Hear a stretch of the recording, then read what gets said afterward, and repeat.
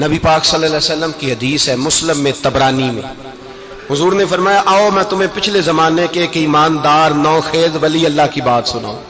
پچھلے زمانے حضور نے فرمایا پچھلے زمانے میں ایک بادشاہ جادو کے زور پہ حکومت کرتا تھا۔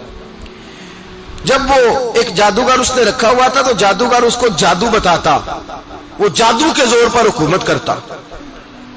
جادوگر بوڑھا ہو گیا تو کہنے لگا بادشاہ کو نوجوان میرے پاس بھیج دے، اب میں بوڑھا ہو گیا ہوں، میرا پتہ کوئی نہیں کب مر جاؤں۔ ایک نوجوان کی ڈیوٹی لگائی، بڑا زیرک سمجھدار، اپنے رعایا میں سے چن کے جو ذہین فطرت مزاج بچہ تھا وہ اس نے لگایا۔ اللہ کے محبوب علیہ الصلوۃ والسلام فرماتے ہیں بچہ جادو سیکھنے لگا، وقت گزرنے لگا۔ بچہ جب جادو سیکھنے جاتا تو رستے میں ایک راہب بھی تھا جو انجیل جانتا تھا، وہ اللہ اللہ سکھاتا، لوگوں کو حضرت عیسیٰ علیہ السلام کی تعلیمات سے آگاہ کرتا۔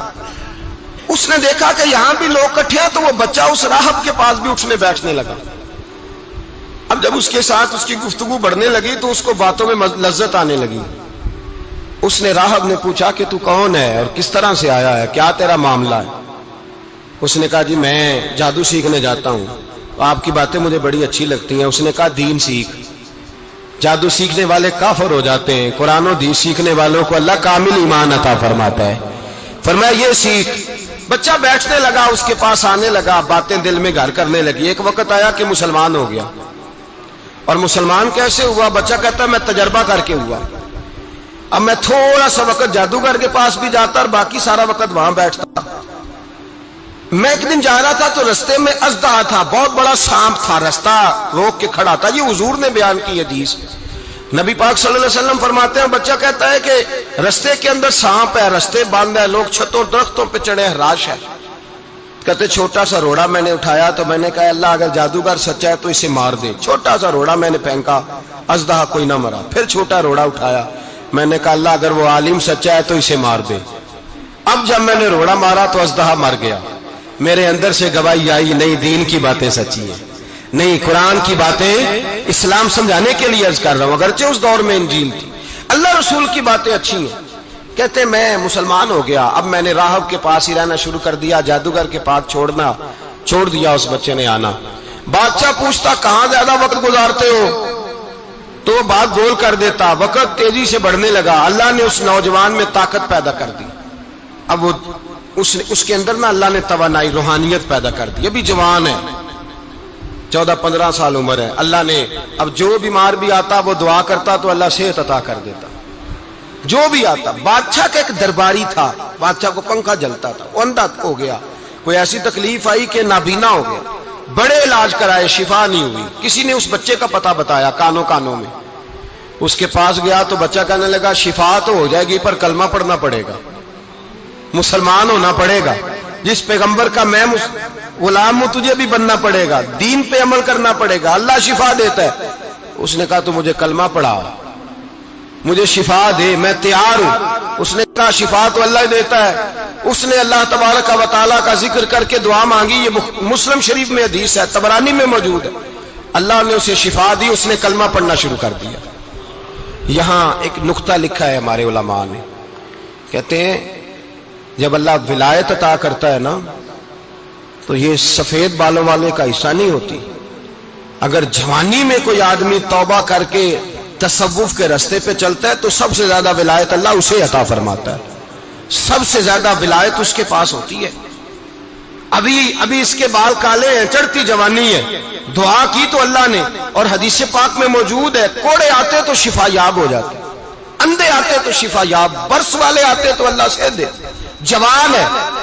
بادشاہ کے پاس وہ واپس گیا، وہ جو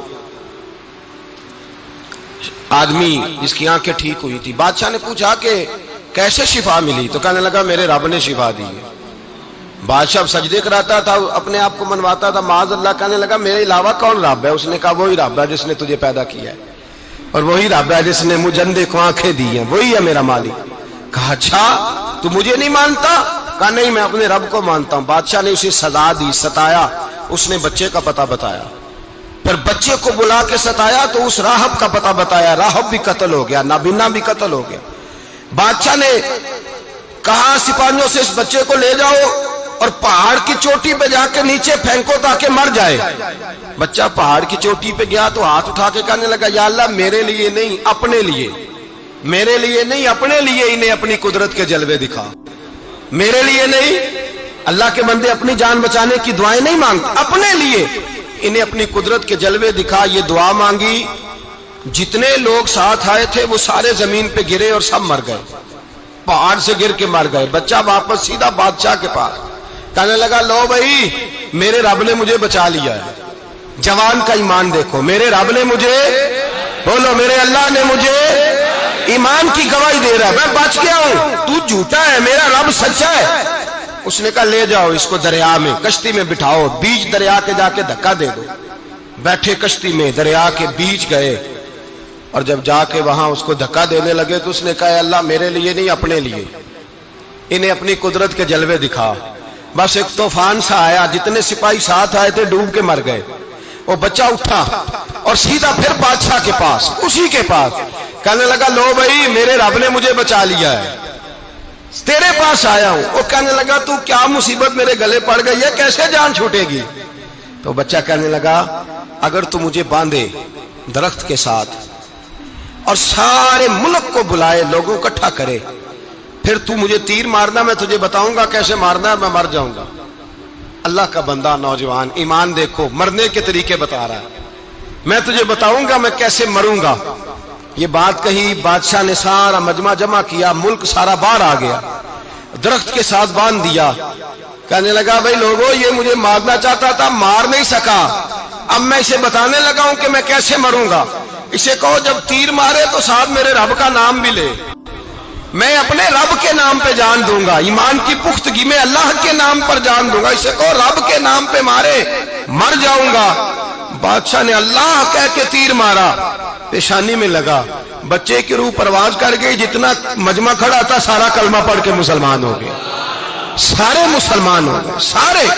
میرے رسول پاک سید عالم صلی اللہ علیہ وسلم نے نوجوانوں کو بتایا جب تمہارے اندر ایمان کی قوت آئے گی تو اللہ تمہاری مدد کرے. فرمایا وہ نوخیز ولی تھا، ابھی جوان رانا تھا، ابھی اس کی پیشانی پر جوانی کے آثار تھے، لیکن اس نے اللہ کو راضی کیا، رب کریم کو راضی. ولایت کا مطلب بڑھاپا نہیں، ولایت کا مطلب وہ نہیں کہ جب بڑا لمبا وقت گزر جائے تو پھر آدمی آئے کہ نہیں اب کیا کرنا ہے، اب مسجد ہی ہے، اب تو اس کے علاوہ گزارا ہی کوئی نہیں.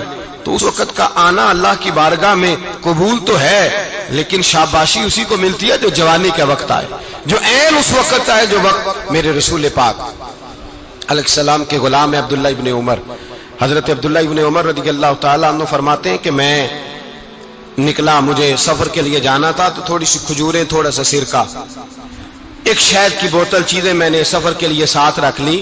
میں جب مدینے سے باہر صحرا میں نکلا نا تو رمضان نہیں تھا، غیر رمضان تھا. میں نے ایک نوجوان کو دیکھا بکریاں چرا رہا، بکریاں چرا رہا. اے جوان، آپ فرماتے ہیں اس کا چہرہ بڑا نورانیت والا، گرد پڑی ہوئی پر بڑا حسین. فرماتے ہیں میں نے اس کو کہا کہ آ جاؤ کھانا کھا لو، روزے بھی نہیں تھے. کہنے لگا نہیں میں نے روزہ رکھا ہوا ہے. فرماتے ہیں میں نے کہا پتہ کروں کہ نیرا نیک ہی ہے کہ پرہیزگار بھی ہے. نیک وہ ہوتا ہے جو نماز پڑھے روزہ رکھے، پرہیزگار وہ ہوتا ہے جو گناہ سے بچے، وہ پرہیزگار ہوتا ہے. کہا پتہ کروں پرہیزگار بھی ہے کہ نہیں. کہتے میں قریب گیا تو میں نے جا کے اس کو کہا بھائی تیری بکریاں بڑی پیاری ہیں، میرا دل کرتا ہے کہ بکری مجھے دے دو. کہتے وہ جوان، غربت بھی، پریشانی بھی، پر دامان توکل کی یہ خوبی ہے کہ اس پر پیبند لگے ہوتے ہیں، دھبے نہیں ہوتے. غربت ہے. کہا جناب ایک بکری دے دو. آنے لگا جناب بکریاں میری نہیں، بکریوں کا مالک کوئی اور ہے. کہتے میں نے آزمانے کے لیے کہا کہ بکریوں کے مالک کو کہنا ایک بکری بھیڑیا لے گیا ہے، کہہ دینا بھیڑیا لے گیا ہے. تو کہتے اس نے میری طرف دیکھا، گرد سے اس کے بال لٹے ہوئے، آنکھوں میں روشنی، چہرے پہ اطمینان، لب و لہجے میں ایمان کی طاقت. نوجوان کہنے لگا حضور بکریوں کے مالک کو تو کہہ دوں گا بھیڑیا لے گیا ہے، جب عرش کا مالک پوچھے گا تو کیا جواب دوں گا، اللہ کو کیا جواب دوں گا. کہتے ہیں میں کانپنے لگا اس کی بات سن کے. واپس آیا، جو کام نکلا تھا وہ چھوڑا، واپس لوٹ آیا. میں نے پتا کیا کس کا غلام ہے، پتا چلا فلاں آدمی کا ہے. کہتے میں نے پہلے غلام خریدا، پھر پتا کیا تیرے پاس بکریاں کتنی ہیں، اس نے کہا 400. کہتے میں نے مالک سے ساری بکریاں خریدی، پھر غلام کو بلایا، پھر وہ بکریاں تحفے میں دی، تحفے میں۔ کہنے لگا حضور یہ سارا کچھ مجھے کیسے ملا؟ میں نے کہا تیرا ایمان بڑا پختہ تھا تو میرے رب نے تجھے انعام عطا فرمایا۔